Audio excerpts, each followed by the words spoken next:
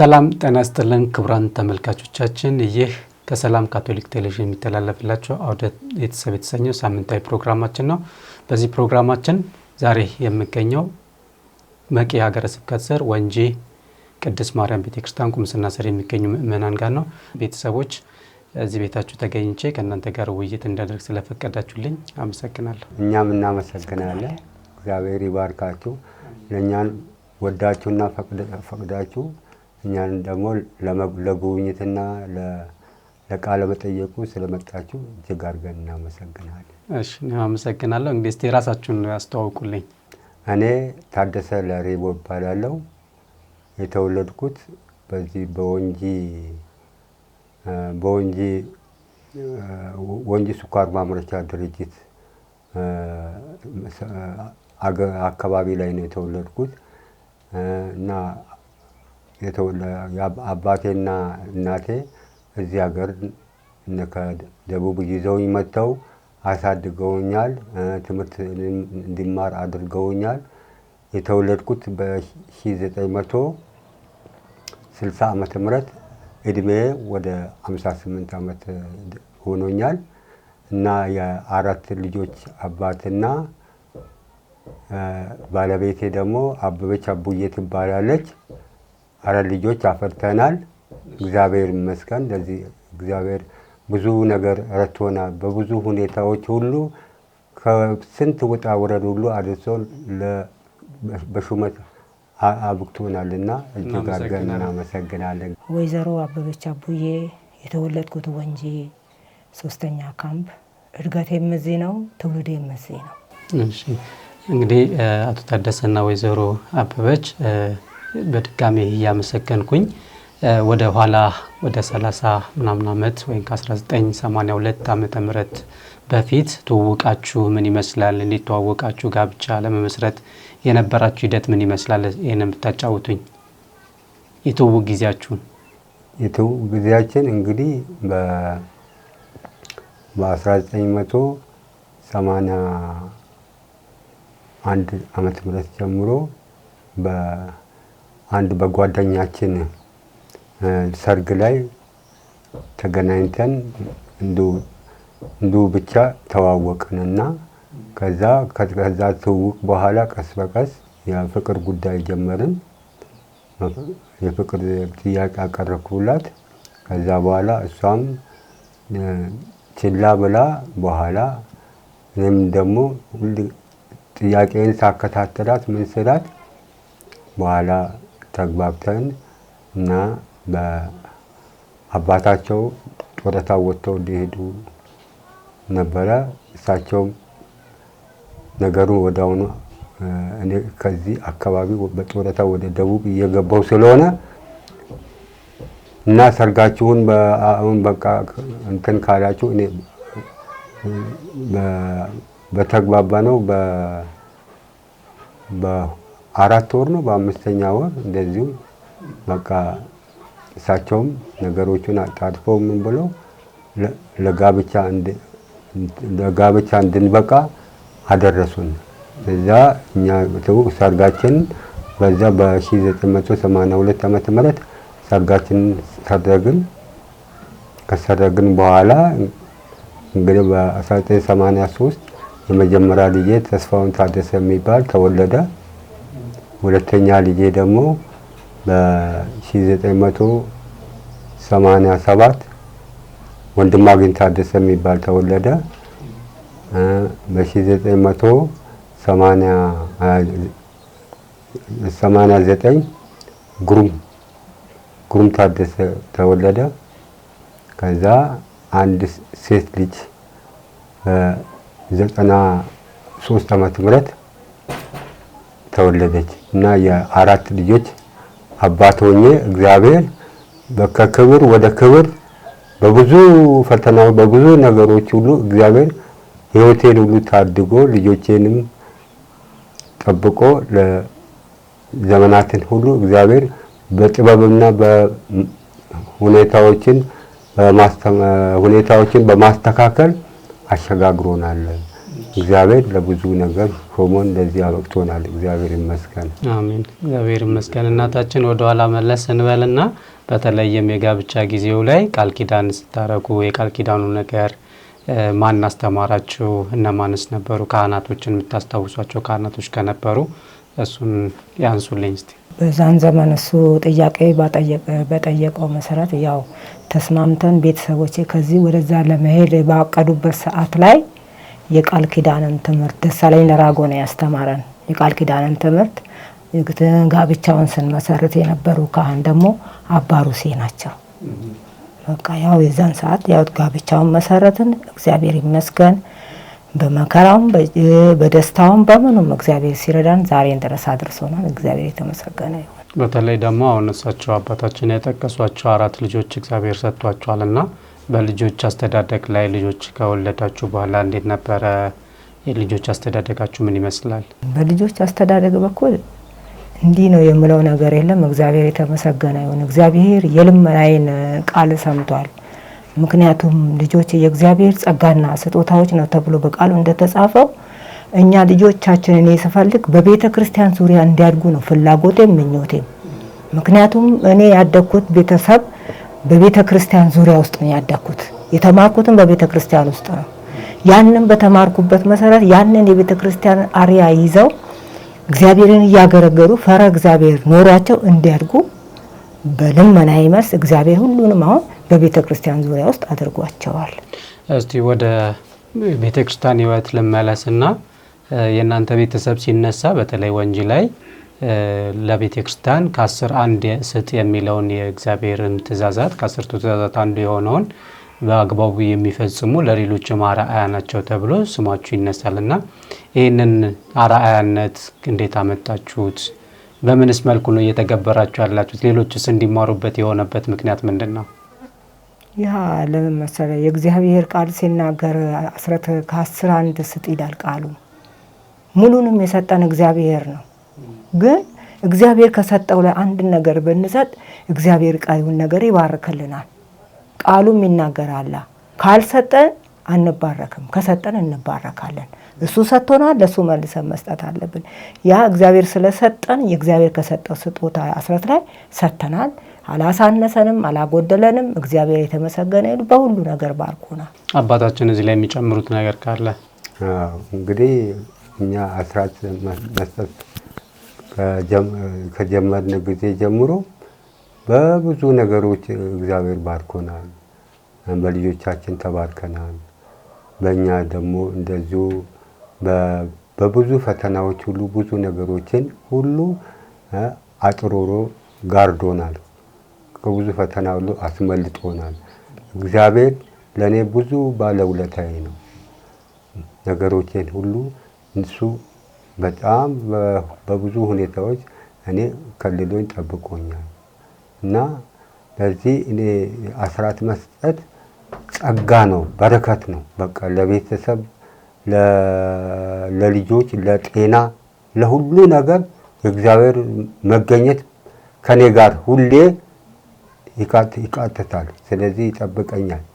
ያ ስለሆነ አስራት እና በጸሎትም አስራት ብቻ በመስጠት አይደል፣ ጸሎትም እየተጋን የቤተሰብ ጸሎት እያደረግን እንደገናም ደግሞ ልጆቻችን ቤተክርስቲያን እንዲከታተሉ እያደረግን እኛም እየተከታተልን እኛ የመንግስት ስራ ስለሆነ ብቻ አንዳንዴ እኔ ወደ ኋላ ቀራለሁ እንጂ እሷም ታገለግላለች፣ በወንጌል ታገለግላለች፣ እንደገና ደግሞ በዝማሬ ታገለግላለች።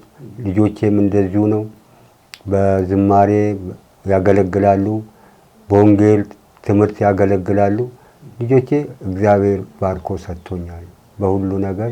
እኔ የልመናችን የሁለታችንን ልመና እግዚአብሔር ሰምቶ ነገሮችን ሁሉ አስተካክሎ ውብ አድርጎ አመቻችቶልናል እና ምንም የተጓደለብን ነገር የለም። ለዚህ ማደሪያው ዙፋኑ እሱ ይባረክ። በጣም እጅግ አድርገን እናመሰግናለን ለተደረገልን ነገር ሁሉ እና ምንም የሚጎልብን ነገር የለም። አስራት ስለሰጠን ከኪሳችን የሚጎል ይመስላል እና ያ ይጎላል ብለን እኛ አንዳንድ ሰዎች ምንሰስ ሰዎች አለ። ያ አይደለም። እግዚአብሔር በሰጠነው ልክ እሱ ደግሞ የበለጠ ብዙ ነገሮችን ያስመልጣል፣ ብዙ ነገሮችን ደግሞ እንዲጨምር ያደርጋል እና ከኪሳችን ከቤታችን ከጓዳችን ምንም የጎደለ ነገር የለም። እንደውም የበለጠ ብዙ ነገሮችን ያመቻቸ ነገሮችን ሲያስተካክል አይተናል በህይወታችን።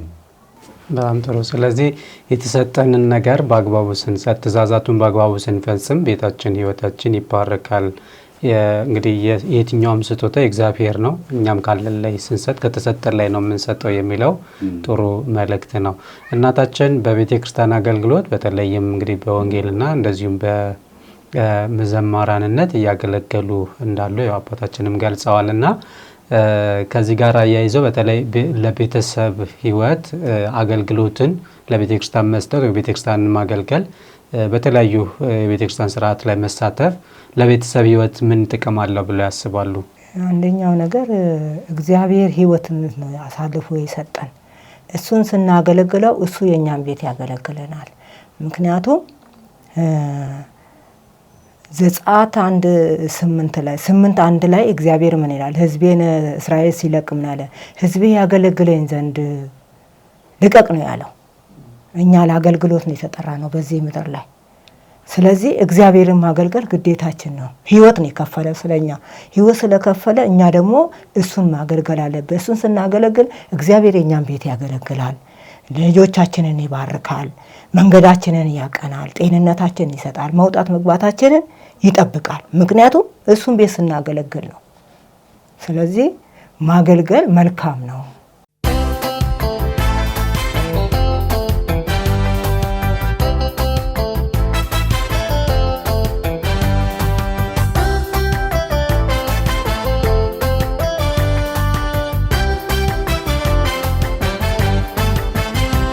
እንግዲህ ለሌሎች አዲስ ተጋቢዎች እንደናንተ ተጋብተው ለሚኖሩ ለወጣቶች ደግሞ የእናንተን አርአያነት የእናንተን ህይወት ምን መልእክት ታስተላልፉላችኋላችሁ? ምን ትመክሯችኋላችሁ? እኔ የምለው ምንድነው፣ በአሁኑ ጊዜ ያሉት ወጣቶች የትዳር ዓላማና በትዳር ውስጥ ሀሳብ ካላቸው መጀመሪያ ወደ እግዚአብሔር ቀርበው እግዚአብሔርን ማወቅ አለባቸው። ሁለተኛ ደግሞ ፈረ እግዚአብሔር መኖር አለባቸው። ከብቸኝነት ህይወት ይልቅ ለሁለትም ተጣምሮ መኖሩ መልካም ነው። እግዚአብሔርም ምንድን ነው የሚለው? ጋብቻ መልካም ነው መኝታውም ክቡር ነው ይላል ቃሉ። በእግዚአብሔር ቃል ላይ ተስማምተው ቢጋቡ እግዚአብሔር የበለጠውን ነገር ያደርግላቸዋል ነው። ዋናው ነገር እግዚአብሔርን ማየትና እግዚአብሔርን መከተል ነው። በተከተሉ ቁጥር የፈለጉትን ነገር ሁሉ እግዚአብሔር ይሰጣቸዋል። አባታችን ምን ይጨምራሉ ለሌሎች መልእክት እንዲሆን? እግዚአብሔርን ስናገለግል የእግዚአብሔርን ቤት ስናገለግል እሱ ደግሞ ለኛም የሚያስፈልገን ነገር ሁሉ እሱ ያደርግልናል። እኛ ምንድነው እግዚአብሔር ለኛ ለራሳችን ህይወትና መንገድ ስለሆነ የሱን መንገድ ፈለግ ተከተለ እሱን ለመምሰል መጣጣር ነው። ግን ስጋ ለባሽ ነን፣ ደካሞች ነን። እግዚአብሔር ደግሞ አንዳንዴ ስናጠፋ በግጻጼ እና ተንበርክከን እግዚአብሔርን በማጥፋት ባጠፋነው ልክ እግዚአብሔርን ደግሞ ይቅርታ መጠየቅ አለብን፣ ንስሐ መግባት አለብን እና በጸሎት ደግሞ እና ተንበርክከንም በንስሐ ማደስ አለብን የሰራነውን ኃጢአት ሁሉ። ከዛ በኋላ እግዚአብሔር ደግሞ የራሱን ስራ ይሰራል። እሱን ባወቅነው ልክ እሱ ደግሞ የኛን ነገር ይሰራል እና ስለዚህ በእግዚአብሔር መደገፍ ነው፣ መታመን ነው። ትልቁ ነገር መታመን ነው። በቃ አዳኝ፣ ፈዋሽ፣ ጠባቂ እሱ ስለሆነ በሱ መታመን፣ ከሱ ጥላ ስር መኖር፣ ያ ነው ህይወት እየታደሰች ነገሮች እየተሳካ የሚሄደው። ያ ስንሆን ነው። በዛ ሁኔታ ውስጥ እግዚአብሔርን በልባችን ስንሾመው ስንከተለው እሱ ደግሞ የኛን ነገር እየጨመረ እያስተካከለ ሁሉ ነገሩም ያስተካክለናል። ይሄ ነው። ስለዚህ ጋብቻ ደግሞ የግድ መጀመሪያ መጠናናት ያስፈልጋል።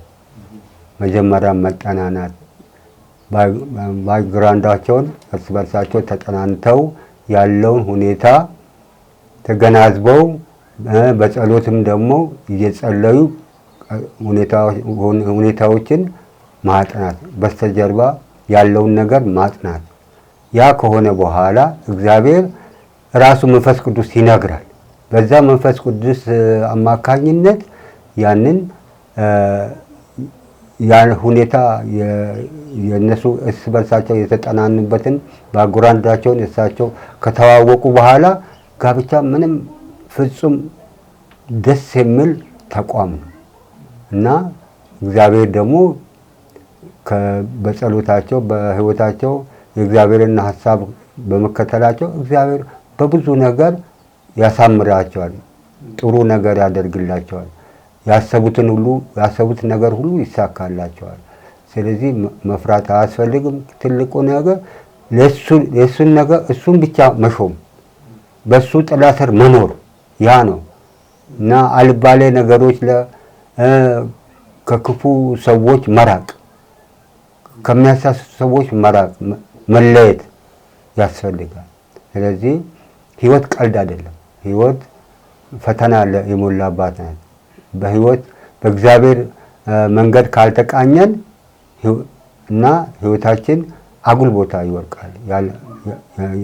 በአግባቡ ባክነን እንቀራለን እና ስለዚህ እና ትዳር መልካም ነው እና ትልቁ ነገር ከእግዚአብሔር ጋር አብሮ መገኘትና እሱም መሾም ነው። እሺ መልካም። እንግዲህ ጋብቻ መልካም ነገር ነው፣ መፍራት የለብንም። ሁሉም ነገር ደግሞ በእግዚአብሔር ሲጨመርና እግዚአብሔርን ሲያዝ ካላስፈላጊ ነገሮች ራሳችንን ካራቅን ትክክለኛና አስፈላጊ ህይወት እንደሆነ ነግራችሁናል። እንግዲህ ለእናንተ ደግሞ እድል ልስጥና በተለይም እርስ በርስ አክብሮታችሁን፣ ፍቅራችሁን እንግዲህ ብዙ አመታት አብራችሁ አሳልፋችኋል። ቀላል ጊዜ አይደለም።